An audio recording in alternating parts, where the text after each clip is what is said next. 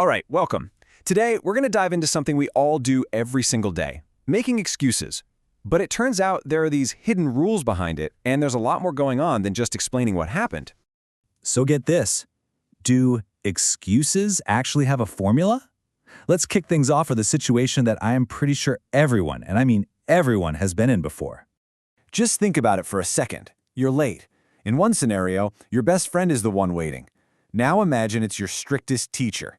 Are you really going to say the same thing to both of them? Yeah, almost certainly not, right? With your friend, you might just be straight up, sorry, I totally overslept. But with your teacher, it's much more formal. I apologize, the traffic was heavy. We all just instinctively do this, but have you ever stopped to wonder why? It's not random. There's a whole social system at play here. And this brings us to this really fascinating idea from a sociologist named Charles Tilly.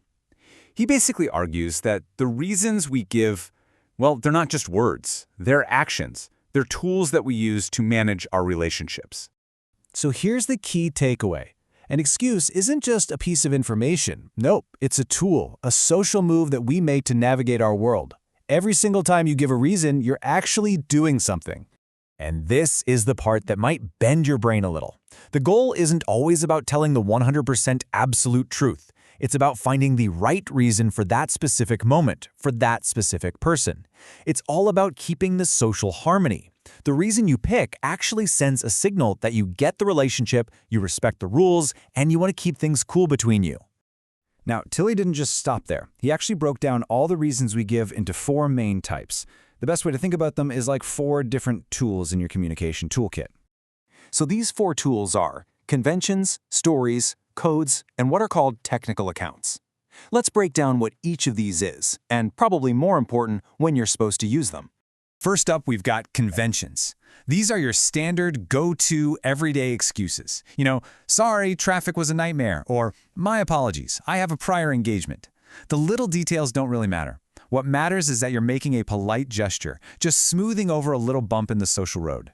Next, we have stories. This is for when a simple convention just isn't going to cut it. A story is when you connect all the dots, the events, your feelings, who is there, into a whole narrative. This is you telling your friend the entire dramatic saga of how your alarm didn't go off, then you spilled coffee everywhere and you couldn't find your keys. The goal here is to build real understanding and get some empathy. Our third tool is codes. Now, these are reasons that get their power from some kind of official system or set of rules. Think about a doctor telling you a diagnosis using a specific medical term, or a librarian saying, sorry, you can't photocopy that because of Regulation 7B. The reason works because it's backed up by a formal, established system. And finally, number 4, technical accounts. Okay, this is the language of the experts. It's a scientist explaining something with hard data or an engineer explaining why a bridge failed. This kind of reason isn't about being polite or telling a story. It's all about establishing an objective, provable truth backed by a ton of evidence. So now we've got these 4 tools sitting in our toolkit. How in the world do we know which one to pull out? Well, it all boils down to the relationship and the situation you're in. This chart here is super helpful because it lays it all out like a playbook. Basically, we choose our reason based on 2 key things. 1, is the situation formal or informal? And 2, does the explanation need to be kind of universal or really specific? So, for something universal and informal, you use a convention. Easy. For something specific and informal, you tell a story. And then you flip to the formal side. A specific situation calls for a code, while a big, universal explanation needs a technical account. But wait, it gets even more interesting. Because the same exact situation can require a totally different type of reason depending on who has the power.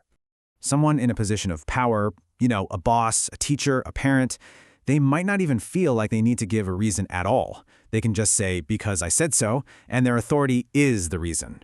But, on the other hand, someone with less power has to give a reason. And look at the kind of reason they give. It's a convention that recognizes the hierarchy, takes the blame, and tries to fix the social relationship. It's all about showing respect for that power dynamic. And social distance plays a huge role too. This example is perfect. If you're late to a meeting with a stranger, a simple "because of traffic" is all you need. It's a convention. But if you're late to meet your best friend, you owe them a full, detailed story. If you just gave them a simple convention, they'd feel brushed off and it could actually hurt the relationship. So let's talk about when our excuses totally fail. Understanding this whole framework is like getting a cheat code for your social life. It helps you figure out why even your best laid excuses sometimes just blow up in your face. So if your excuse has ever just been shot down, it probably wasn't because the other person thought you were lying. It was way more likely a mismatch. You gave them a simple convention, like, oh, I was just busy, when they, as a close friend, were expecting a personal story. It wasn't about the facts, it was about them feeling like you didn't value the relationship enough to give them the right kind of reason. So the bottom line is this. Next time you have to explain yourself, just pause for a second. Ask yourself these two simple questions. 1, what is my relationship with this person? And 2, what kind of reason does this specific situation really need? Just thinking that through can make you a way more effective and, honestly, a more thoughtful communicator. At the end of the day, every reason you give is a choice. It's not just a statement of fact, it's a move you're making in this complex social game. It's an action that can either pull you closer to someone or push them farther away. So take a moment to think about the reasons you've been giving lately.